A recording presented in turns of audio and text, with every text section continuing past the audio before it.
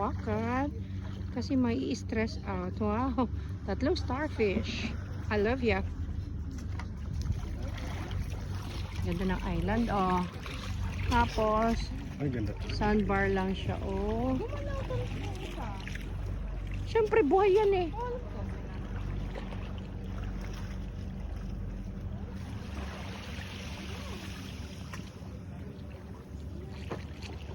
Ganda, oh. High tide na daw to kaya lumiit na. So, ibig sabihin, mas malaki pa yung island kanina. Okay. So, sunod na island naman. Bye.